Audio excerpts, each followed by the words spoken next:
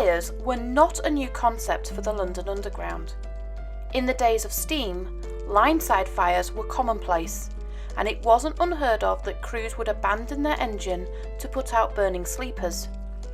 Even in the days of electric engines, they too suffered electrical faults, causing fires along the line, sending smoke down the tubes for miles.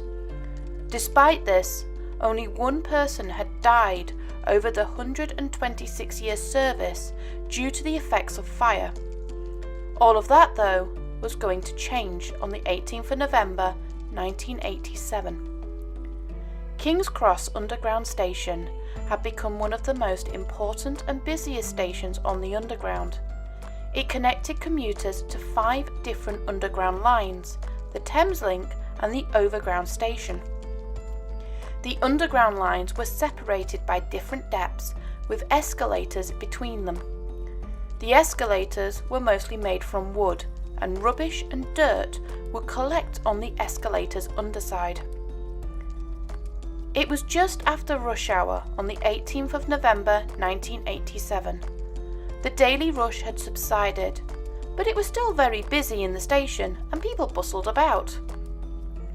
It was not known what would happen next, but it was suspected a match or a cigarette was dropped by a passenger through the escalator leading to the Piccadilly line and landed on rubbish accumulated below. Passengers were not allowed to smoke on platforms, but smoking on the way up from the platforms and in the halls was generally allowed. The rubbish began to smoulder, and soon people took notice. They informed the staff and the British Transport Police, who went to investigate. The fire now was still contained below the escalator, and the staff were unable to reach it. The fire brigade arrived, and shortly after joined the staff, concluding the fire was small, and a plan was formulated to fight it. While the firemen got their breathing apparatus together, the staff decided to evacuate the passengers. They used the Victoria escalators, and crowds of people gathered in the ticket hall office, unable to move due to the sheer number of people around them. Within minutes, the rubbish underneath the escalator had been consumed, and the fire turned to the wooden structure, turning the escalator into a raging inferno. To understand what happened next, we need to look at 2 factors: the station itself and the fire triangle. Fire needs 3 elements to burn: oxygen, fuel and heat, and an ignition source to create the spark. King's Cross Station escalator shafts lead direct to the ticket office, and it is here that the people were congregating. The hall itself was covered in layers and layers of paint from floor to ceiling. As the fire burned below, superheated gases from the fire rose into the ticket hall. The paint absorbed the heat. This caused a reaction called thermal decomposition. Thermal decomposition chemically changed the paint and caused flammable gases to be released into the air. Combined with oxygen, 2 of the elements of the fire triangle were now present. The heat from the fire began to raise the temperature in the hall, and in seconds the triangle was complete and the paint had reached its auto-ignition temperature. In a blink of an eye, the escalator fire ignited the gas, and the escalator well acted as a chimney, funneling the ignited gas to the only place it could, the ticket hall. The ticket hall exploded in flame and smoke, with passengers and firefighters powerless to do anything. It took 2 hours to get the fire finally under control. The heat was so intense that firefighters were forced to hose down their colleagues in order so that they could continue working. Concrete cracked and plastic turned into molten mush. The burned passengers that survived the fireball began to choke on the thick black smoke as they scrambled as best they could for the exits to the waiting paramedics. Hundreds were injured, with many suffering injuries that they would live with for the rest of their lives.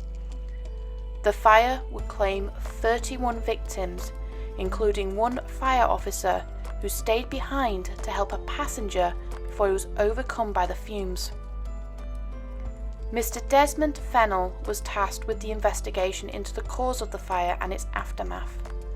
His report heavily criticised the underground, the untrained staff, the haphazard response to the fire, the lack of communication, and the state of the station all contributed to the disaster.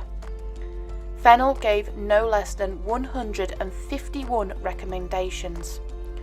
Wooden escalators were replaced, and heat and smoke detectors were fitted to all stations.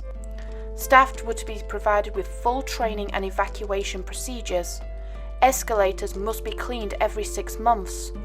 Passengers would be strictly prohibited from smoking in all areas underground, not just on stations, and they even went as far as banning the sale of cigarettes and matches on any point of the underground network. The recommendations sent waves across the whole underground and cost 2 top managers their jobs. In 1989, the Subsurface Fire Precaution Regulation was produced in collaboration with the Fire Brigade, and plans were implemented to reduce overcrowding and passenger flow at stations. The fire also led to improvements to the firefighters' clothing too. New heat-resistant clothing was developed, replacing the yellow leggings that were prone to melting.